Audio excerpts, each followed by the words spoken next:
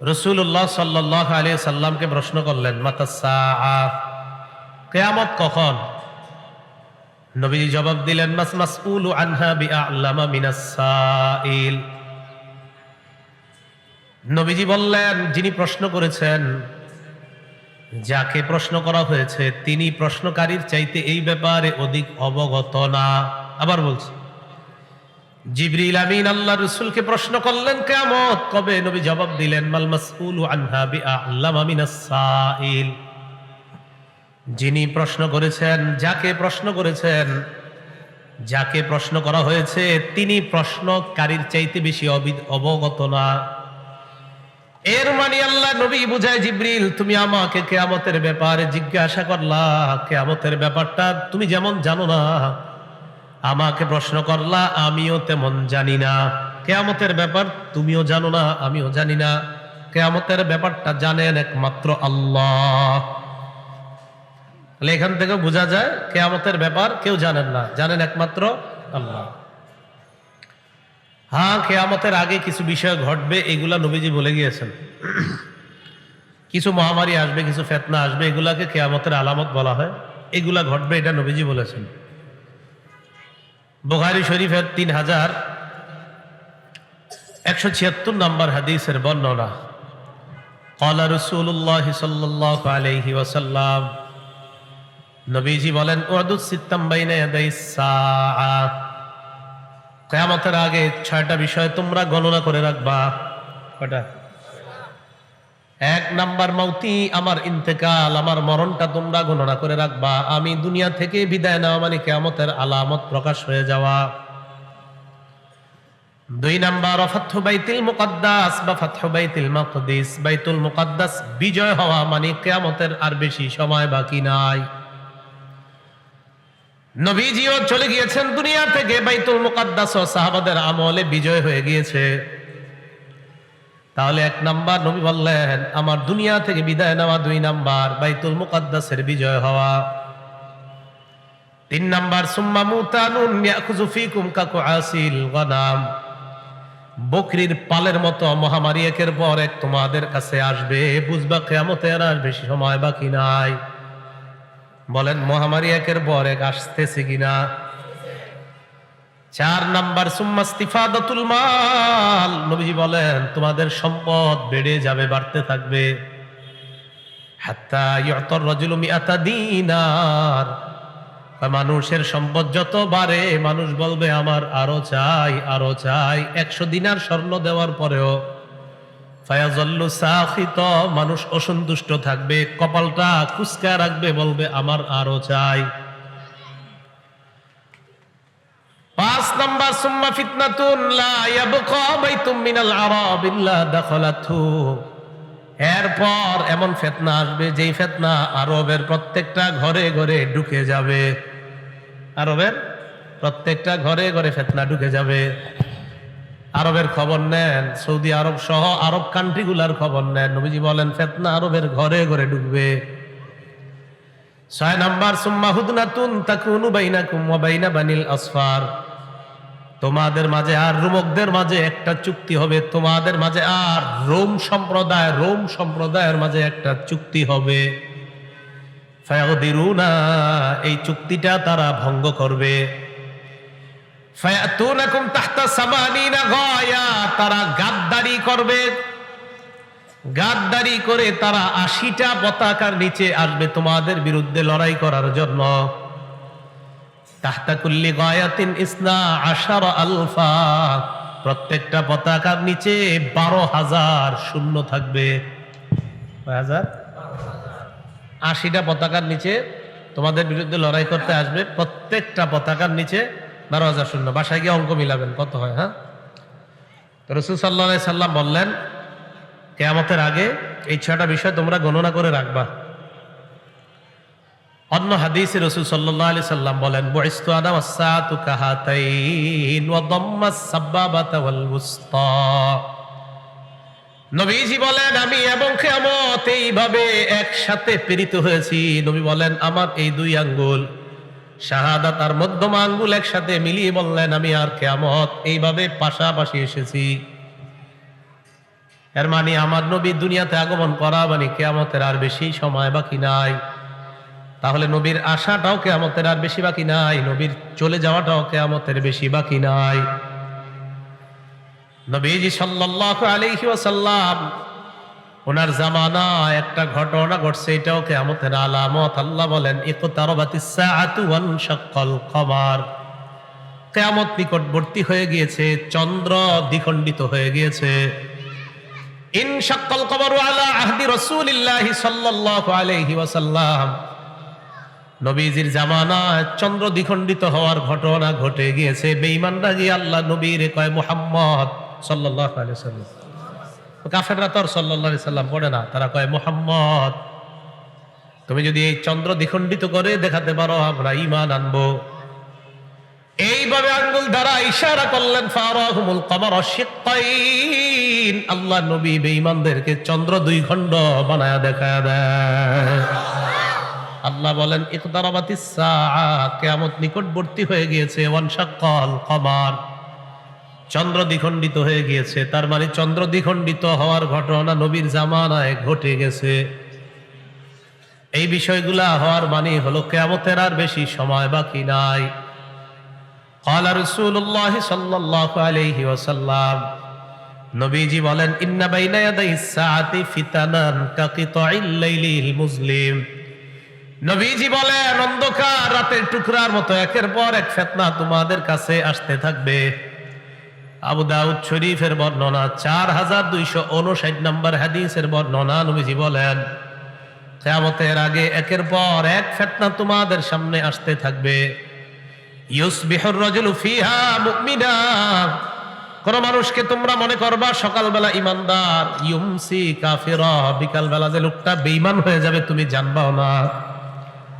ওয়ায়ুমসি মুমিনা ওয়ায়ুসবিহু কাফিরা, বিকালবেলা বেঈমানদার থাকবে, ইমানদার থাকবে, সকালবেলা লোকটা বেঈমান হয়ে যাবে। তিরমিজি শরীফের বর্ণনা, 2260 নম্বর হাদিসের বর্ণনা। ক্বালা রাসূলুল্লাহ সাল্লাল্লাহু আলাইহি ওয়াসাল্লাম, নবীজি বলেন ইয়াতি আলান নাসি জামান, এমন একটা সময় মানুষের উপর আসবে আস-সাবিরু ফীহিম আলা দীনিহি কাল খাবিজি আলাল জাম, যেই জামানায় হাতের মধ্যে আগুন রাখা যেমন কষ্টকর, ঈমানের উপর ধৈর্য ধারণ করা তেমন কষ্টকর হবে। আবু দাউদ শরীফের 4341 নম্বর হাদিসের বর্ণনা। ক্বালা রাসূলুল্লাহ সাল্লাল্লাহু আলাইহি ওয়াসাল্লাম, নবীজি বলেন ইন্না মিন ওয়ারাইকুম আইয়ামাস সাবরি, শোনো সাহাবারা তোমাদের পরে এমন এমন যুগ আসবে যেই যুগগুলাকে বলা হবে ধৈর্যের যুগ। কিসের যুগ? এমন এমন যুগ আসবে এই যুগগুলাকে বলা হবে ধৈর্যের জামানা, ধৈর্যের যুগ বলা হবে। নবীজি বলেন ওই জামানায় লিল আমিলি ফিহি আজরু 50 রাজুলা, ওই জামানায় যদি একজন আমল করে আল্লাহ তাকে 50 জনের সওয়াব দান করবেন। সাহাবারা প্রশ্ন করলেন আজরু 50 মিনহুম ইয়া রাসূলুল্লাহ, হুজুর আপনি যে 50 জনের কথা বললেন এটা কোন 50 জন? ওই জামানার 50 জন নাকি অন্য জামানার? নবীজি সাল্লাল্লাহু আলাইহি ওয়াসাল্লাম জবাব দেয় আজরু 50 মিনকুম, তোমরা সাহাবারা 50 জন আমল করলে যে সওয়াব আল্লাহ পাক রব্বুল আলামিন ওই জামানায় তোমাদের 50 জনের সওয়াব আল্লাহ তাকে দান করবেন। এখন বলেন ধৈর্যের এই জামানাগুলা আসবে, নবীজি বলছেন, আপনারা বলেন আসবে না চলে এসেছে? এসেছে।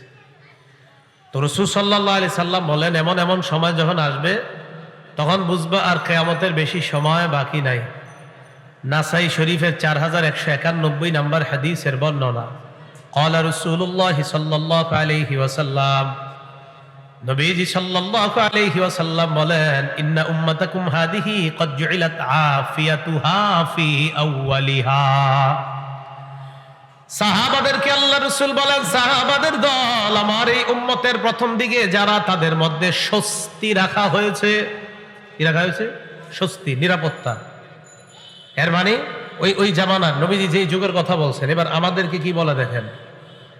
নবীজি সাল্লাল্লাহু আলাইহি ওয়াসাল্লাম বলেন ওয়াসায়ুসিবু আখিরাহা বালাউন ওয়া উমুর, আমার উম্মতের শেষের দিকে একের পর এক বিপদ আসতে থাকবে, ফিতনা আসতে থাকবে। ফাতাজিউল ফিতনা, এক ফিতনা আসার পর ইমানদার বলবে হাজিহি মুহলিকাতি, এই ফিতনা মনে হয় আমারে ধ্বংস করবে। নবীজি বলেন ফাতান কাশিফু, এই ফিতনা দূর হয়ে যাবে। সুম্মা তাজিউল ফিতনা, আবার ফিতনা আসবে। ইমানদার বলবে আমাকে মনে হয় এই ফিতনা ধ্বংস করে দিবে। আল্লাহ নবী কয় আবার ফিতনা দূর হয়ে যাবে। বুঝে থাকলে বলেন করোনা নামক ফিতনার মধ্যে আমরা যারা পড়েছি এখনো আমরা বেঁচে আছি কিনা? আবার অনেকে মারা গেছে কিনা? আল্লাহ নবী বলেন ওই ফিতনার জামানায় তোমাদের কাজ হলো ফালতাতি মানিয়াতুহু ওয়া হুয়া ইউমিনু বিল্লাহি ওয়াল ইয়াউমিল আখির। আল্লাহ নবী বলেন তোমার যদি মরণ হয়ে যায় ওই ফিতনার জামানা যেন তুমি আল্লাহর উপর বিশ্বাস আর আখিরাতের বিশ্বাস নিয়ে কবরে যাইতে পারো, এই ব্যাপারে তুমি গুরুত্ব আরোপ করবা। ফিতনা আসবে, বালা মুসিবত আসবে, একের পর এক ফিতনা আসতে পারে। ওই জামানায় তোমার কাজ হলো তুমি যেন ঈমান নিয়ে যেতে পারো, কবরের মধ্যে যেন এই বিশ্বাস নিয়ে যেতে পারো যে তুমি আল্লাহকে বিশ্বাস করো, তুমি আখিরাতকে বিশ্বাস করো। এই বিশ্বাস নিয়ে যেন তুমি যেতে পারো। আল্লাহ আমাদের সকলকে ঈমান নিয়ে পূর্ণ বিশ্বাস নিয়ে যেন কবরে যেতে পারি, আল্লাহ তৌফিক দান করেন। ইবনে মাজাহ 4019 নম্বর হাদিসের বর্ণনা। ক্বালা রাসূলুল্লাহ সাল্লাল্লাহু আলাইহি ওয়াসাল্লাম, নবীজি সাল্লাল্লাহু আলাইহি ওয়াসাল্লাম বলেন খামসুন ইযাবতুলিতুম বিহিন্না ওয়া আউযু বিল্লাহি আন তুদরিকুহুন্না। নবীজি বলেন এমন একটা জামানা আসবে যে জামানায় তোমাদেরকে 5টি পরীক্ষা দ্বারা পরীক্ষা করা হবে। বলেন কয়টা পরীক্ষা? 5টা। নবীজি বললেন 5 পরীক্ষার গজব আসবে বিভিন্ন ধরনের। 1 নাম্বার পরীক্ষা, নবীজি সাল্লাল্লাহু আলাইহি ওয়াসাল্লাম বলেন লাম তাজহারিল ফাহিশাতু ফি কওমিন কাত্তু হাত্তা ইউলিনু বিহা।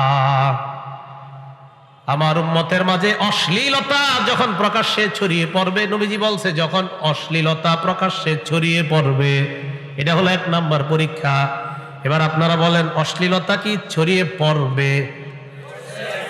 ঠিক আছে, অশ্লীলতা যখন ছড়িয়ে পড়বে এই পরীক্ষার গজব হলো 1 নাম্বার গজব। ইল্লা ফাশা ফীহিমুত তাউন, যে সমাজের মধ্যে অশ্লীলতা ছড়িয়ে পড়বে ওই সমাজের মধ্যে মহামারী দেখা দিবে, নাউজুবিল্লাহ। তাহলে অশ্লীলতা হলে মহামারী আসবে। এখন যদি কখনো বলেন হুজুর মহামারী থেকে বাঁচার কি উপায়, তো হুজুরা কি বলবে বলেন তো? অশ্লীলতা ছেড়ে দেন, মহামারী থেকে বাঁচবেন, সোজা হিসাব।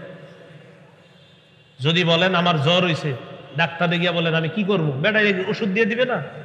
এখন আপনারা বলবেন যে হুজুর আমি এই পদক্ষেপ নিতে চাই, ওই পদক্ষেপ নিতে চাই, ওইটা করতে চাই, কেমন হয় মহামারী থেকে যেন বাঁচতে পারি। না, আল্লাহ রাসূল বলছেন অশ্লীলতা বাড়বে, মহামারী আসবে। তো সোজা উল্টায়া দেন, মহামারী যাবে, অশ্লীলতা যদি কমে।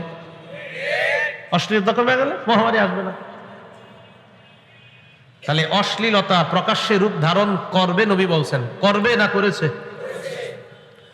ওয়াল আউজাউল্লাতী লাম তাকুন মাযাত ফি আসলাফিহিমুল্লাযীনা মাযাউ, এমন এমন রোগ আসবে যে রোগের নাম অতীত জামানার মানুষ কখনো শুনে নাই। Chikungunya, pneumonia, dengue, corona, Omicron, এগুলা কারা শুনছে? নবীজি সাল্লাল্লাহু আলাইহি সাল্লাম বলেন এমন এমন রোগ আসবে যে রোগের নাম অতীত জামানার মানুষ শুনেনি। তাহলে 1 নাম্বার পরীক্ষা কি ভবিষ্যতে হবে না আমাদেরকে অলরেডি ওই পরীক্ষা আছি আমরা? পরীক্ষা নাম্বার 2। দ্বিতীয় পরীক্ষাটা সম্ভবত আমাদের দেশে এখনো আসে নাই, বাকি শোনার পরে আপনাদের কোন এলাকায় থাকলে বলবেন আসছে কিনা। 2 নাম্বার ওয়ালাম ইয়ানকুসুল মিকিয়াল ওয়াল মিজান, যে এলাকার মানুষ ওজনে কম দিবে, ওটা আমাদের দেশে আছে না? আচ্ছা, নবীজি বলেন 2 নাম্বার পরীক্ষা ওজনে কম দেওয়ার পরীক্ষার মধ্যে তোমরা পড়বা। মানুষ কত মেশিন আবিষ্কার করবে, ইত্যাদি আবিষ্কার করবে, ওখানেও বাটপারি রাখবে যেন কম দেওয়া যায়। নবীজি সাল্লাল্লাহু আলাইহি ওয়াসাল্লাম বলেন যে জাতি ওজনে কম দিবে ওই জাতির উপর 1 নাম্বার ইল্লা উখিযু বিসসিনিনা, তাদেরকে আল্লাহ দুর্ভিক্ষ দ্বারা পাকড়াও করবেন। কি আসবে? এখন যদি বলেন হুজুর দুর্ভিক্ষ দূর করার উপায় কি, ওজন ভালো করে দেন। যদি বলেন যে দুর্ভিক্ষ কিভাবে যাবে, ওজনে ঠিক মতো দিলে আল্লাহ দুর্ভিক্ষ দিবে না। তো অশ্লীলতা যদি কম হয় মহামারী আসবে না। ওজনে যদি কম দেওয়ার বন্ধ না করেন দুর্ভিক্ষ আসবে, আর যদি ওজন সঠিকভাবে করেন আল্লাহ দুর্ভিক্ষ দিয়ে নেবেন। তো ওজনে কম দিলে ওই ওই সম্প্রদায়কে আল্লাহ দুর্ভিক্ষ দ্বারা পাকড়াও করেন। 2 নাম্বার, ওয়া শিদ্দাতিল মাউনা, ওই দেশের মধ্যে অর্থনৈতিক অভাব অনটন লাগবে। ওজনে কম দিলে অর্থনৈতিক অভাব অনটন লাগবে। আপনি দেখেন ব্যাংকগুলার কি অবস্থা এখন, হ্যাঁ, সবার এক কান্নাকাটি অবস্থা। গ্রাহকরাও আপনারা এখন টেনশনে পুড়ে যাচ্ছেন যে কি হয় না হয়। এখন মূল কথা হলো যে ওজন দেওয়ার যে অপরাধ, ওজন কম দেওয়ার অপরাধ, এই অপরাধ কমে গেলে দুর্ভিক্ষ আসবে না, অর্থনৈতিক অভাবও দেখা দিবে না। আল্লাহ আমাদেরকে ইসলাম সঠিকভাবে বুঝার পালন করার তৌফিক দান করেন। পরীক্ষা নাম্বার 3 নাম্বারটা দেখেন আছে কিনা আমাদের দেশে। যদি না থাকে সমস্যা নেই, আর থাকলে বলবেন আছে। ওয়ালাম ইয়ামনাউ যাকাত আমওয়ালিহিম, যেই দেশের মানুষ যাকাত দিবে না, যাকাতের সম্পদশালী আছে যাকাত দেওয়ার, কিন্তু যাকাত দিবে না। 5 লক্ষ টাকা আপনার যাকাত আসছে, আপনি 1.5 লাখ টাকার শাড়ি লুঙ্গি কিনা মানুষের দিয়ে দিলেন, বাকি রইল আর কয় লাখ? 3.5 লাখ। যাকাত আসছে 5 লাখ, 1.5 লাখ টাকার শাড়ি লুঙ্গি তাও কিনলেন 160 টাকা করে, যে দোকানে পাওয়া যায়। এগুলা কেনার পর আপনারা শাড়ি লুঙ্গি দিয়ে দিলেন 1.5 লাখ টাকা, আর বাকি আছে কয় লাখ? নবীজি সাল্লাল্লাহু আলাইহি ওয়াসাল্লাম বলেন, মান আতাহুল্লাহু মালা, যাকে আল্লাহ সম্পদ দেয়, দেওয়ার পর ফালাম ইউআদ্দি যাকাতা, ওই সম্পদের যাকাত যদি না দেয়, তাহলে 5 লাখের মধ্যে 1.5 লাখ গেলে বাকি রইল কয় লাখ? নবীজি বলেন, মুসিলালাহু ইয়াউমাল কিয়ামাতি শুজাআন আকরা, যেইগুলা দেয় নাই এইগুলা বিষধর সাপে রূপান্তরিত হবে। এই সাপ তার এই জায়গায় ফনা দিয়ে বলবে, আনা কানজুকা আনা মালুকা, আমি তোমার জমানো সম্পদ, আমি তোমার সঞ্চিত সম্পদ, আমি তোমার সেই 3.5 লাখ। তুমি 5 লাখ যাকাত আসছে, কেন দিলা না বাকিটা? এটা কথার কথা। 3.5 লাখ এটা কথার কথা। যে যত না দিবে, সাপ এইভাবে বলবে যে আমি তোমার সঞ্চিত সম্পদ, আমি তোমার সঞ্চিত মাল, এটা বলবে। যাকাত যারা যাকাত দেন নাই, আল্লাহ তাদেরকে বকেয়া যাকাতগুলো আদায় করার তৌফিক দান করেন। আল্লাহুম্মা লাকাল হামদু ওয়া লাকাশ শুকর। এখন যাকাত না দিলে কি হবে? নবীজি বলেন, ওয়ালাম ইয়ামনাউ যাকাত আমওয়ালিহিম ইল্লা মুনিউল কতরা মিনাস সামা, আসমান থেকে রহমতের বৃষ্টি বন্ধ করে দেওয়া হবে। এমন বৃষ্টি, যেই বৃষ্টির দ্বারা কৃষকের মুখে হাসি ফুটতো, যে রহমতের বৃষ্টির দ্বারা কৃষি খাতে দেশের অর্থনৈতিক অবস্থা চাঙ্গা হয়ে যেত, ওই বৃষ্টি আল্লাহ দিবে না। কথা হলো, যাকাত না দেওয়ার পরেও মাঝে মাঝে আমাদের দেশে বৃষ্টি হয় কি হয় না? এই যে বৃষ্টি কেন হয়? নবীজি বলেন, লাউলাল বাহাইম লাম ইউমতারু, যদি চতুষ্পদ জন্তুরা না থাকতো, যেই প্রাণীগুলা বৃষ্টি পাওয়ার পর খুশি হয়, যেই প্রাণীগুলা বৃষ্টির কারণে নদীর মধ্যে সাঁতার কাটতে পারে, এই প্রাণীগুলার কারণে আল্লাহ বৃষ্টি দেয়, এরা যদি না থাকতো আল্লাহ দুনিয়াতে বৃষ্টি দিতেন না। তাহলে যেই দেশের মানুষ যাকাত দিবে না, ওই দেশে আল্লাহ বৃষ্টি মানুষকে দেয় না, হাইওয়ান জানোয়ারকে দেয়, তাদের কারণে মানুষ বৃষ্টি পায়। রহমতের বৃষ্টি আল্লাহ বন্ধ করে দেয়। এই গেল 3 নাম্বার পরীক্ষা। পরীক্ষা নাম্বার 4, ওয়ালাম ইয়ানকুদু আহদাল্লাহি ওয়া আহদা রাসূলি, যেই দেশের মানুষ আল্লাহ নবীর সাথে ওয়াদা ভঙ্গ করে। কার সাথে ওয়াদা ভঙ্গ করে? কি ওয়াদা? আল্লাহ বলেন, মা আতাকুমুর রাসূলু ফাখুযু, নবী তোমাদেরকে যা দিয়েছেন তা গ্রহণ করো।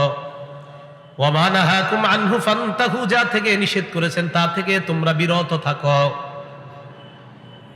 আয়াত 2টা মিলান। আল্লাহ নবী বলেন, যা দিয়েছেন তা গ্রহণ করো, যা থেকে নিষেধ করেছেন তা থেকে বিরত থাকো। এর মানে নবী আমাদেরকে যা বলবেন সেটা আমরা পালন করব, যা থেকে নিষেধ করবেন তা থেকে আমরা বেঁচে থাকবো। দেখি নবী আমাদেরকে কি বলেন। বুখারীর 2465 নাম্বার হাদিসের বর্ণনা, ক্বালা রাসূলুল্লাহ সাল্লাল্লাহু আলাইহি ওয়াসাল্লাম, নবীজি বলেন, ইয়াকুম ওয়াল জুলুস আলাত তুরুকাত, রাস্তাঘাটে তোমরা অনর্থক আজাইরা পেচাল অনর্থক কর্মকাণ্ড করার জন্য বৈঠক করা থেকে বাঁচো। কি বৈঠক? অনর্থক। বলেন সবাই, কি বৈঠক? সাহাবারা বললেন, মালানা বুদ্দুন ইন্নামা হিয়া মাজালিসুনা নাতাহাদ্দাসু ফিহা, হুজুর রাস্তাঘাটে আমরা ধর্মীয় আলোচনার জন্য বৈঠক করি, এই বৈঠক না। নবীজি বলেন রাস্তাঘাটে যদি বসতেই হয় তাহলে রাস্তার হক গুলা তোমরা আদায় করবা। সাহাবারা প্রশ্ন করলেন ওমা হাক্কুত তরিকি ইয়া রাসূলুল্লাহ, রাস্তার হক আবার কি জিনিস? নবীজি বললেন রাস্তার হক হলো 5টা। বলেন রাস্তার হক কয়টা? 1 নাম্বার গদ্দুল বাসর, নজর নিচে রাখা। 2 নাম্বার ওয়াকাফুল আযা, কষ্টদায়ক বস্তু সরায়া দেওয়া। 3 নাম্বার রদ্দুস সালাম, সালামের জবাব দেওয়া। 4 নাম্বার আমরুন বিল মারুফ, নেক কাজের আদেশ করা। 5 নাম্বার নাহিয়ুন আনিল মুনকার, অসৎ কাজ থেকে নিষেধ করা। বলেন 1 নাম্বার নজর কোথায় রাখা? আমি তো আসতে সময় দেখলাম এইভাবে আছে সবার নজর। হ্যাঁ, বা রাস্তায় বসতে হইলে নজর কোথায় রাখতে হবে? আমি দেখলাম সব এইভাবে আছে, নজর তো নিচে নাই। তো নবীর হুকুম তো পালন হলো না। নবী যা বলেছেন তা করো। নবী বলেছেন নজর নিচে রাখতে। তা আসার সময় অনেক বৈঠকখানা দেখলাম, ওই বৈঠকখানায় নজর নিচে দেখলাম না। কারণ তাহলে তো হলো না। রাস্তার 5টা হোক না, একটা নজর নিচে রাখা, তো নজর তো আপনার নিচে হলো না। নবী যা বলেছেন তা গ্রহণ করা, এবার যা থেকে নিষেধ করেছেন তা থেকে বিরত থাকা। আবু দাউদ শরীফের 4015 নম্বর হাদিসের বর্ণনা। ক্বালা রাসূলুল্লাহ সাল্লাল্লাহু আলাইহি ওয়াসাল্লাম, নবীজি বলেন ইয়া আলী লা তাকশিফ ফাকিজাকা, আলী তুমি তোমার রান কাউকে দেখাবা না। কি দেখাবা না? জোরে বলেন। নবী যা নিষেধ করেছেন তা থেকে আমরা বিরত থাকবো। নবী বললেন রান দেখাবা না, অতএব আমরা আমাদের রান কাউকে দেখাবো না। কি ঠিক আছে? 2 নাম্বার ওয়ালা তানজুর ইলা ফাকিজি হাইয়িন, জীবিত ব্যক্তির রানের দিকে তাকাইবা না। তাহলে নবী না নিষেধ করেছেন তা থেকে আমরা বিরত থাকবো, এই অঙ্গীকার নবীর সাথে আমাদের। আমরা জীবিত ব্যক্তির রানের দিকে তাকাবো না। 3 নাম্বার ওয়ালা ফাকিজি মাইয়িতিন, মরা ব্যক্তির রানের দিকে তাকাইবা না। নবীর সাথে আমাদের ওয়াদা, নবী যা নিষেধ করেছেন তা থেকে আমরা বিরত থাকবো, মরা ব্যক্তির রানের দিকেও তাকানো যাবে না। এবার আপনাদেরকে আমার প্রশ্ন বুঝে শুনে উত্তর দিবেন। নাটক সিনেমায় যদি কোনো মরা ব্যক্তির রান দেখা যায়, সেটা দেখা হালাল না হারাম? যদি জীবিত কারো রান দেখা যায়, সেটা দেখা হালাল না হারাম? খেলার মধ্যে যদি কারো রান দেখা যায়, এটা হালাল না হারাম? হাডুডু খেলায় যদি কারো রান দেখা যায়, সেই খেলা দেখা হালাল না হারাম? আর কোনো খেলা আছে? কি খেলা? ওইটাতে রান দেখা যায় আসলে? তাহলে তো নবীর সাথে ওয়াদা আপনি রক্ষা করতে হবে। কারণ জীবিত, এটা কি জীবিতরা খেলে না মরারা? মরারা খেললেও রান দেখা হারাম ছিল। সেখানে জীবিতরা যদি রান দেখায়, সেই রান দেখা কি? আর কোন খেলা আছে? কি বললেন? কি খেলা? হাডুডু ছাড়া? আমি কিন্তু বলি না, আপনারা বলেন, আরো জোরে বলেন। কি খেলা?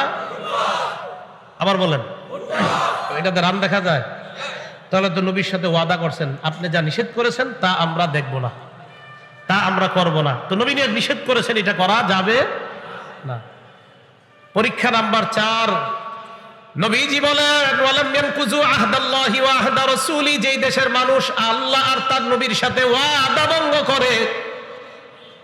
নবীর সাথে আমাদের ওয়াদা ছিল আপনি যা বলবেন তা আমরা পালন করব, যা থেকে নিষেধ করবেন তা আমরা করব না। এখন আপনারা বলেন, নবী যা নিষেধ করেছেন তা আমরা করব না, ওয়াদা করেছি আমরা, সবাইকে এটা পালন করতেছে। নবীজি বলেন ওই দেশের মধ্যে গজব আসবে, ইল্লা সাল্লাতাল্লাহু আলাইহিম আদুওয়াম মিন গায়রিহিম, বহিরাগত শত্রু আল্লাহ ওই দেশে চাপায়া দিবেন। ফাখাযু মা ফি আইদিহিম, ওই শত্রু তাদের হাতের দামি দামি সম্পদ গুলা ছিনায় নিবে। 4 নাম্বার পরীক্ষা, যে দেশের মানুষ আল্লাহ আর তার রাসূলের সাথে অঙ্গীকার ভঙ্গ করবে, ওই দেশে আল্লাহ বহিরাগত শত্রু চাপিয়ে দিবেন, আর ওই শত্রু তাদের দামি দামি সম্পদগুলা ছিনিয়ে নিবে। পরীক্ষা নাম্বার 5, ওয়ালাম তাহকুম আইম্মাতুহুম বিকিতাবিল্লাহ ওয়া ইয়াতাখায়্যারু মিম্মা আনজালাল্লাহ, যে দেশে আল্লাহর কিতাব অনুযায়ী ফয়সালা হবে না, আল্লাহ যা নাজিল করেছেন এই নাজিলকৃত বিষয়গুলা যদি দায়িত্বশীলরা মেনে না নেয়, ইল্লা জাআলাল্লাহু বাসাহুম বাইনাহুম, ওই দেশের মধ্যে মানুষে মানুষে আল্লাহ যুদ্ধ বাঁধায়া দিবে। মানুষে মানুষে আল্লাহ যুদ্ধ বাঁধিয়ে দিবে। বাঁশ নিয়ে নামবে দেশ গ্রামে, আপনার টেডা চল এগুলা নিয়ে নামে মাঠে, নাইমা একদল আরেক দলকে মেরে ফেলে। এখন রাসূল সাল্লাল্লাহু আলাইহি সাল্লাম বলছে এগুলা যখন হবে, আপনারা বলেন এগুলা কি হবে না হচ্ছে? আল্লাহ বুঝার তৌফিক দান করেন। তাহলে এই অপরাধগুলো আমাদের দ্বারা হয়ে যাচ্ছে, ঠিক না? তাহলে এই অপরাধগুলো আমরা করব না। আল্লাহ আমাদের সকলকে এই জাতীয় অপরাধগুলো থেকে বেঁচে থাকার তৌফিক দান করেন। তিরমিজি শরীফের 2211 নম্বর হাদিসের বর্ণনা, 2211 নম্বর হাদিসের বর্ণনা। قال رسول الله صلى الله عليه وسلم, নবীজি বলেন, ইদা তুখিজাল ফাইউ দুওয়ালা, কোন দেশের মধ্যে যদি এমন অবস্থা হয় যুদ্ধলব্ধ সম্পদ যদি ব্যক্তিগত সম্পদে পরিণত হয়ে যায়, রাষ্ট্রীয় সম্পদ যদি নিজের সম্পদ মনে করা হয়। 2 নাম্বার, আল আমানাতু মাগনামা, আমানত যদি লুটের মালে পরিণত হয়। আমানত লুটের মাল দ্বারা উদ্দেশ্য হলো আমাকে 5 বস্তা চাউল দিয়ে এই এলাকার মধ্যে মনে করেন পাঠানো হয়েছে। এক কোম্পানির মালিক আমাকে 5 বস্তা চাউল দিয়ে পাঠিয়েছে, যা বনশ্রী অমুক এলাকার মধ্যে তুমি 5টা অসহায় পরিবারের মধ্যে এই 5 বস্তা চাউল তুমি দিয়ে দাও। আমি এই এলাকায় আসলাম, আসার পর 2 বস্তা চাউল 5 ফ্যামিলির মধ্যে বন্টন করে দিলাম। মারলাম কয় বস্তা? ওয়াল আমানাতু মাগনামা, আমানত যদি লুটের মালে পরিণত হয়, কথা ছিল আমি ওই কোম্পানির 5 বস্তা চাউল 5টা অসহায় ফ্যামিলির মধ্যে দিব, 5টা পরিবারের মধ্যে দিব। আমি 2 বস্তা 5 পরিবারের মধ্যে দিয়ে দিলাম, বাকি 3 বস্তা আমি বেচে দিলাম। ওয়াল আমানাতু মাগনামা, আমানত যখন লুটের মালে পরিণত হবে, কয় বস্তা লুট হলো? 3 নাম্বার, যাকাতু মাগরামা, যাকাতকে যখন জরিমানা মনে করা হবে, মানুষ মনে করবে যাকাত কেন দিব আমি, যাকাত এরকম বলবে, জরিমানা মনে করবে।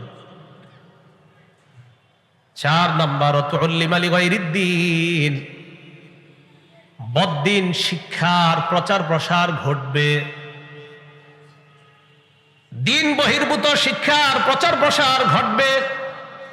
সঠিক শিক্ষার বিপরীতে অন্যায় শিক্ষার প্রচার প্রসার ঘটবে যখন। 5 নাম্বার, আতাআর রাজুলু ইমরাআত, কোন পুরুষ যখন তার বিবির পূজা করবে, বিবির আনুগত্য করবে, খালি বউর কথা শুনবে। 6 নাম্বার, আক্কা উম্মা, মায়ের নাফরমানি করবে। 5 নাম্বার বউর কথা শুনবে, 6 নাম্বার যখন মায়ের নাফরমানি করবে। এগুলো মনে হয় ভবিষ্যতে হবে আমাদের দেশ। আচ্ছা। 7 নাম্বার, আদনা সদিকহু, বন্ধুকে আপন বানাবে। 8 নাম্বার, আকসা আবা, বাবাকে দূরে ঠেলে দিবে, বাবাকে দূরে ঠেলে দিবে। তো আগের দিনের বাবা, ওনার বয়স 50-60, রাত 12টা বাজে এসে ছেলেটা মোবাইল চালায়, বাবা ঘুমাস না, এত রাত হয়েছে, 1টা বাজে আছে। ছেলে জবাব দেয়, আপনি আধুনিকতা বুঝেন না, আগের দিনের মানুষ, যান আপনি গিয়ে ঘুমান। হ্যাঁ, খুব বুঝে, সে খুব বুঝে। বন্ধুদেরকে বাসায় আনবে, আইনা রাতে 2টা 3টা 4টা পর্যন্ত আড্ডা দিবে। বুড়া বাবা এসে বলবে, বাবা ঘুমাস না, এত রাত পর্যন্ত আড্ডা দেস। আরে আপনি ঘুমান তো আব্বা, আধুনিকতা আপনি বুঝবেন কিছু, আপনি আগের যুগের মানুষ, যান আপনি ঘুমান। হে বুঝছে সব। 7 নাম্বার, বন্ধুকে আপন বানাবে, বাবাকে দূরে ঠেলে দিবে। 9 নাম্বার, ওয়াজাহারাতিল আসওয়াতু ফিল মাসাজিদ, মসজিদের মধ্যে আজাইরা পেচাল বাড়বে। হ্যাঁ, মসজিদে অনর্থক কথা বাড়বে। কোন মতে ইমাম সাহেব 1টার জায়গায় যদি 1:31 বাইজা যায় যাইতে জামাতে, জামাত হইল 1টায়, 1:31 বাজতে মোটামুটি 1:32 বাজতে পুরা মসজিদ বাজার হয়ে যায়, পুরা মসজিদ। তো বলছিলাম যে মসজিদের মধ্যে আপনার আওয়াজ বেড়ে যাবে, মসজিদের মধ্যে আওয়াজ বেড়ে যাবে অনর্থক। কোন কারণে যদি 1টার জামাত একটু দেরি হয়, সবার কল্লাগুলা পিছনে ঘুরে যায়, মানে হুজুর আসে না কেন। আর হইল কি যে হুজুর আসতে একটু দেরি হইলে, হ্যাঁ এত ছুটি কাটায়, এই কাটায়, সেই কাটায়, হ্যাঁ আসতে এত দেরি করে, হ্যাঁ না থাকলে কয়ে দিব থাকবো না, এত দেরি করে কি লেগা। কিন্তু 90 ঘন্টা দাঁড়ায়া থাকতে তাদের একটু কষ্ট হয় না। এই লোকগুলো 1 মিনিট দেরি হইলে 14 গোষ্ঠী উদ্ধার করতে চাই ইমাম সাহেব। কথাগুলা কি সত্য? নবীজি বলছে 9 নাম্বার, ওয়া যাহারাতিল আসওয়াতু ফিল মাসাজিদ, মসজিদের মধ্যে অনর্থক কথাবার্তা বাড়তে থাকবে। 10 নম্বর ওয়াসাদাল কাবিলাতা ফাসিকুহুম, সমাজের দায়িত্বশীল হবে সবচাইতে পাপাচার ব্যক্তি। 11 নম্বর কানা জাইমুল কওমি আরজালাহুম, সবচাইতে নিকৃষ্ট মানুষগুলা হবে গোত্রের অধিপতি। 12 নম্বর উকরিমার রাজুলু মাখাফাতা শাররিহি, মানুষ মানুষকে সম্মান করবে, তার ভয়ে সম্মান করবে, অস্ত্রের ভয়ে সম্মান করবে, শ্রদ্ধায় সম্মান করবে না। এক মানুষ আরেকজনের সম্মান করবে কেন? আমার মেয়েটা স্কুলে যায় ডেলি, আমার মেয়েটা যেন ইফটিজিং এর শিকার না হয়, এই জন্য এলাকার নেতা, এলাকার মাস্তান কিছু পোলাপান মোটরসাইকেল নিয়ে বসে থাকে স্কুলের সামনে, আর ওই বেটা চিন্তা করে আরে আমার মেয়ে তো স্কুলে যায়, এদের সামনে দিয়ে, তখন ওই যারা মোটরসাইকেল নিয়ে বয়ে থাকে 2-3টা এগারে খালি বাপে 100 বার সালাম দেয়। কেন? এই সালামের উদ্দেশ্য হলো আমার মেয়েটা যেন নিরাপদ থাকে। কিন্তু এরা তো বুঝে না, মনে করে আম করে শ্রদ্ধা করে, আসলে শ্রদ্ধা করে না, বরং তোমার ভয়ে তোমারে সালাম দেয়, এ মোটেও তোমাকে শ্রদ্ধায় সালাম দেয় না। স্কুল কলেজে বসে থাকুন না, এটা কি ভবিষ্যতে হবে আমাদের দেশে? 13 নাম্বার ওয়াজাহারাতিল কাইনাতু ওয়াল মাআজিফ, গায়িকা নায়িকা আর বাদ্যযন্ত্রের সংখ্যা বাড়বে। গায়িকা নায়িকা বাদ্যযন্ত্র এগুলা বাড়বে। 14 নম্বর শুরিবাতিল খুমুর, মদ পান বেড়ে যাবে, মাদকের জয় জয়কার অবস্থা হবে। 15 নম্বর লানা আখিরু হাযিহিল উম্মাহ আউওয়ালাহা, শের জামানার মানুষগুলা আগের জামানার মানুষদেরকে গালি দিবে, অভিশাপ দিবে। 3-4 পৃষ্ঠা বাংলা বই পড়বে, পড়ার পর বলবে এটা ইমাম আবু হানিফা, ইমাম মালিক, ইমাম শাফি কি বুঝছে এটা? হ্যাঁ বুঝছে, এটা উনি বুঝছে, যিনি বলতেছে আর কি উনি বুঝছে। আরে ইমাম আবু হানিফা, ইমাম মালিক, শাফি তো পড়ে, সাহাবাদেরকে পর্যন্ত গালি দেয়, এমনও মানুষ আছে আমাদের দেশ। মুহররম মাস আসলে নবীজির কয়েকজন সাহাবারে তো একদম খালি জাহান্নামে পাঠানো বাকি থাকে, এমন মানুষ আছে আমাদের দেশে, এই পরিমাণ সাহাবাদের সমালোচনা করে। তো নবীজি বলে গেছেন, যখন দেখবা এই 15টা অপরাধ তোমাদের মাঝে বেড়ে যায়, ফাল্যারতাকিবু ইনদা যালিকা রিহান হামরা, তখন ওই দেশের মানুষগুলা যেন অপেক্ষা করে 1 নাম্বার অগ্নি বাতাসের অপেক্ষা। অগ্নি বাতাস মানে বাতাসটা গরম হয়ে যাবে। দেশ গ্রামে আপনারা যারা থাকেন দেখবেন এখন আর দেশ গ্রামের সেই গরমকালের শীতল বাতাসটা আর পাওয়া যায় না। দেশ গ্রামে গরমকালের বাতাসটা দেখবেন আগের মতো কৃষকরা 12টা-1টার দিকে খেজুর গাছের নিচে যেই আরামের ঘুমটা ঘুমাইতো, এখন আর এলাকার এটা দেখা যায় না। ওই বাতাসের মিটার দেখবেন আগের মতো শীতল নাই, এটা আস্তে আস্তে গরম, ভয়ঙ্কর গরমের দিকে যাচ্ছে। 1 নাম্বার রিহান হামরা, 2 নাম্বার ওয়াজালজালা, ভূমিধস হবে। আমাদের দেশে ভূমিধস হয়েছে কিনা? ওয়া খাসফা, ভূমিকম্প হবে। ভূমিকম্পের নাম শুনছেননি বাংলাদেশের মানুষ? হ্যাঁ, ভূমিকম্প। ওয়া মাসখা, চেহারা বিকৃতি শুরু হয়ে যাবে। এই চেহারা বিকৃতির ব্যাখ্যা হতে পারে বর্তমান দেশে তাকাইবেন, সৌদি আরবের মধ্যেও কয়েকদিন আগে পালন হয়েছে, চেহারার মধ্যে বিকৃতি করে কি জানি হ্যালোউইন পালন করছে, চেহারা বিকৃতি। এরা ইচ্ছা করে চেহারা বিকৃত করতেছে, আল্লাহ না করুক যদি চেহারাটা এরকম বানায় দেয়। এই যে বিকৃত করে চেহারা, আল্লাহ যদি এরকম বানায় দেয়, তো নবীজি বলেন মাসখা, চেহারা বিকৃতির গজব আসে। তো এইগুলা দেখে আমার কাছে গজবই মনে হয়েছে, চেহারা বিকৃতির গজব। আল্লাহ বিকৃত করার আগে নিজেরা ট্রাই করতেছে, প্র্যাকটিস করতেছে। জি, আপনি কয়েকদিন পরে বানাবেন এরকম, তাই আগের থেকে হচ্ছি, ট্রাই করতেছে। এরপর নবী বলেন আয়াতিন তাতাবা, তাসবিহ আছে কারো পকেটে থাকলে দেন। আয়াতিন তাতাবা কুতিয়া সিলকুহু ফাতাতাবা, নবীজি বলেন এমন এমন বিপদ আসবে একের পর এক। একটা মালার দানা যদি, দানার মাঝখানে যদি রশিটা কেটে দেওয়া হয়, কুতিয়া সিলকুহু, রশি যদি কেটে দেওয়া হয়, তাসবির দিকে তাকান, এই জায়গায় রশি কেটে দেওয়ার পর একটা দানাই শুধু পড়বে, সবগুলা। নবীজি বলেন একের পর এক দানা যেভাবে পড়বে, একের পর এক তোমাদের উপর গজব বিপদ আপদ আসতেই থাকবে। তাতাবা কানিজামিন বালিন কুতি আসিল কুহু ফাতাতাবা। পুরাতন পুতির মালা একটা বিশাল বড়, এটা একটু ছিঁড়ে দিলে যেমন সবগুলা মালার এইগুলা পড়ে যাবে, পুঁতিগুলা একের পরে এক তোমাদের সামনে তোমাদের উপর একের পর একইভাবে গজব আসতেই থাকবে। এখন আপনারা বলেন, এই যে অপরাধগুলার কথা নবীজি সাল্লাল্লাহু আলাইহি সাল্লাম বললেন যে এইগুলা যখন হবে, এগুলা কি হবে? আচ্ছা, বুখারী শরীফের 5590 নম্বর হাদিসের বর্ণনা। قال رسول الله صلى الله عليه وسلم, নবীজি বলেন, লা ইয়াকুনান্না মিন উম্মতি আকওয়াম, আমার উম্মতের মধ্যে এমন মানুষের আবির্ভাব ঘটবে, ইয়াস্তাহিল্লুনাল হিররা ওয়াল হারিরা, যারা ব্যভিচারকে হালাল মনে করবে, রেশমের পোশাককে হালাল মনে করবে।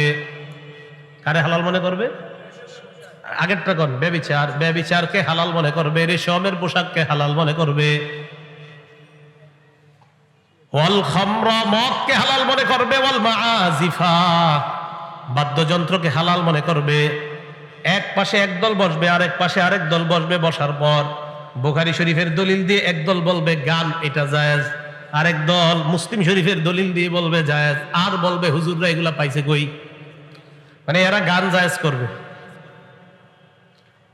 এটার নাম আর আমি বললাম না।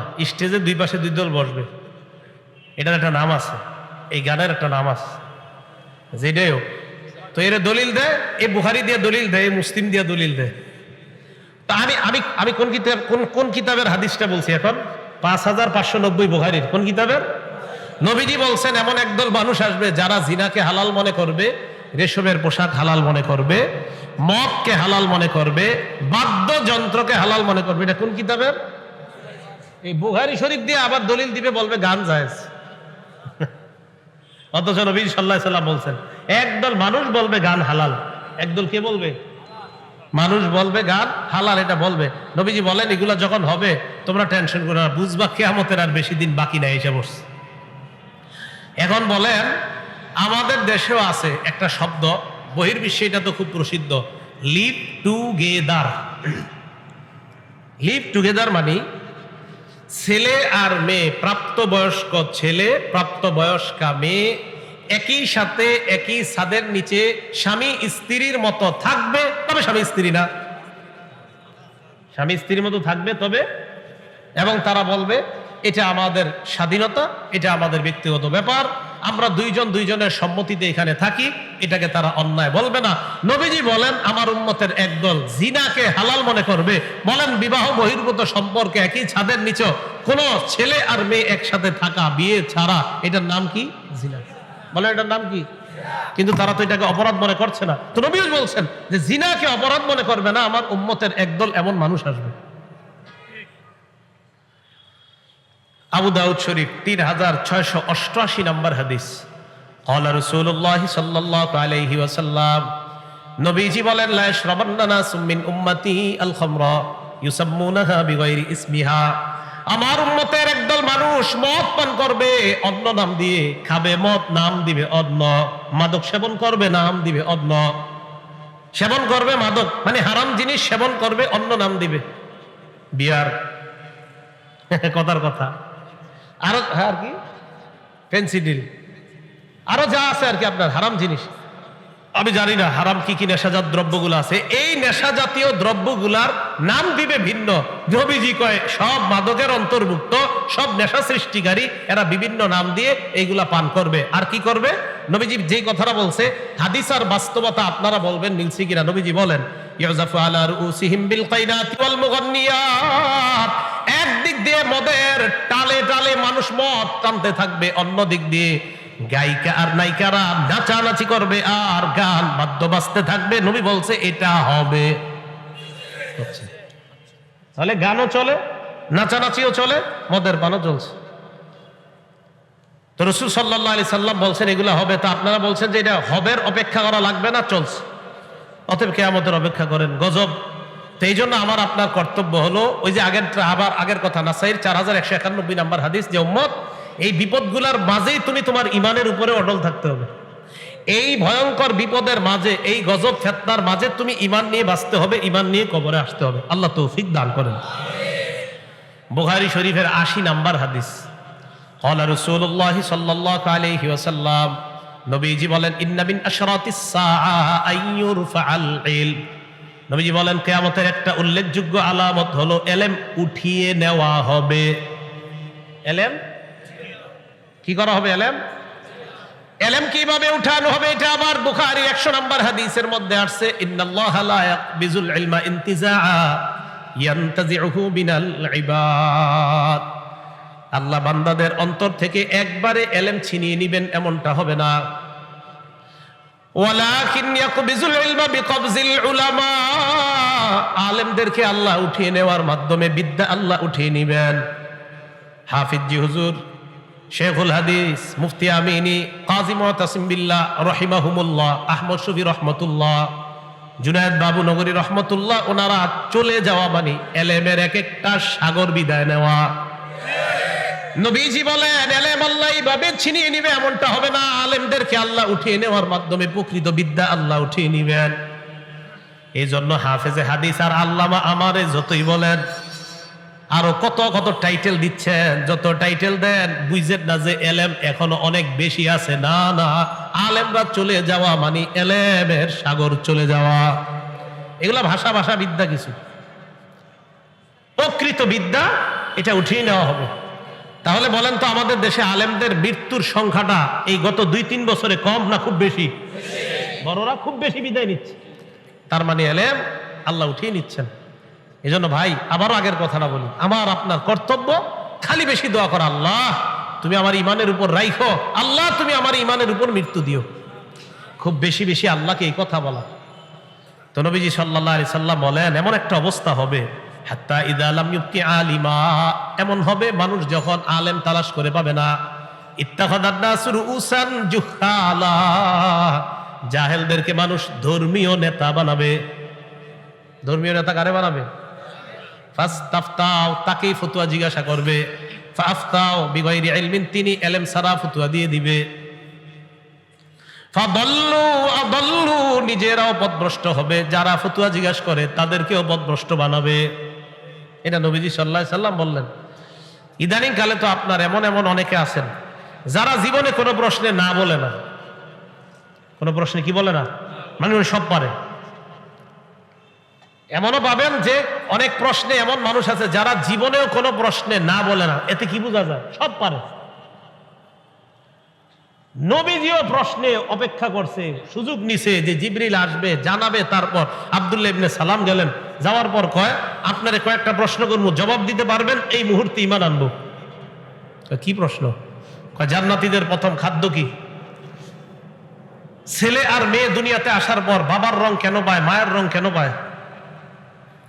এই প্রশ্নগুলোর জবাব আপনি যদি দিতে, বা জান্নাতীদের প্রথম খাবার কি, ছেলে মেয়ে আসার পর দুনিয়াতে তারা রং কেন বাবার পায়, কেন মায়ের পায়, আরো একটা প্রশ্ন করছেন। এগুলো করার পর আব্দুল্লাহ ইবনে সালাম কয়, আপনি যদি জবাব দিতে পারেন ঈমান আনবো, কারণ এই জবাব নবীরা ছাড়া কেউ দিতে পারে না। নবীজি একটু থাইমা কয়, খব্বরানি জিবরিলু আনিফা, মাত্র জিবরিল আমিন আয়েশা তোমার এই প্রশ্নের জবাব আমাকে জানায়া দিস। আল্লাহ জানে এখনো জিবরিল আসে কিনা, কারণ অনেকে তো প্রশ্নের কোনো না বলে না। আয়েশা বইলা দেয় কিনা কে জানে। তো প্রশ্নে না আল্লাহ, আমি চিন্তা করি মাঝে মাঝে, আমি তো জানেন না ভয়ে জীবনে মাহফিলে প্রশ্নই নিতে চাই না। তো মাশাআল্লাহ দেখি অনেকে প্রশ্নের পর প্রশ্নে না, নাই কোনো উত্তর, তো চলছে তো চলছে, চলতে তো চলছে। রাসূল সাল্লাল্লাহু আলাইহি সাল্লাম বললেন, আলেমরা বিদায় নিবে, জাহেলদেরকে মানুষ নেতা বানাবে, যত প্রশ্ন করবে সব উত্তর দিবে, নিজেও পথভ্রষ্ট হবে, জাতিকেও পথভ্রষ্ট বানাবে। নবী বলছে এটা হবে। আচ্ছা, তো বলছিলাম, ইন্না মিন আশরাতিস সাআ আইয়ুরফাল ইলম, ইলম উঠিয়ে নেওয়া হবে। ২ নাম্বার, ওয়াজহারুল জাহলু, মূর্খতা সমাজের মধ্যে প্রকাশ পেয়ে যাবে। ৩ নাম্বার, ওয়াজহারুজ জিনা, জিনা ব্যভিচার বাড়বে। ৪ নাম্বার, ওয়ায়ুশরাবাল খামরু, মাদকতা বাড়বে। এটা ৮০ নাম্বার বর্ণনা। বুখারীর ৮১ নাম্বার হাদিসে এই কথাগুলো বলার পর নবী বলেন, ওয়াতাকসুরান নিসা, নারীদের সংখ্যা বাড়তে থাকবে। ওয়ায়াকিল্লার রিজাল, পুরুষের সংখ্যা কমতে থাকবে। নারীর সংখ্যা বাড়বে, পুরুষের সংখ্যা কমবে। এটাও কিয়ামতের আলামত। নারীর সংখ্যা বাড়বে, পুরুষের সংখ্যা কমবে, এটাও কিয়ামতের আলামত। বুখারীর 85 নম্বর হাদিসে নবী এই কথাগুলো বলে আরেকটু বাড়িয়ে বলছেন, ওয়াজহারাত জাহলু ওয়াল ফিতান, মূর্খতা বাড়বে আর ফিতান বলছে। ফিতান মানে ফিতনার বহু বচন, ফিতান মানে অনেক ফিতনা আসতেই থাকবে, একের পর এক ফিতনা আসতে থাকবে। তো আবার আগের কথা আপনাদেরকে বলি, আমাদের কাজ ঈমান নিয়ে বেঁচে থাকা, ঈমান নিয়ে যেন বিদায় নিতে পারি, এটা হলো আমাদের কাজ। রাসূল সাল্লাল্লাহু আলাইহি ওয়াসাল্লাম বলেছেন, ফালতাতি মানিয়াতুহু ওয়া হুয়া ইউমিনু বিল্লাহ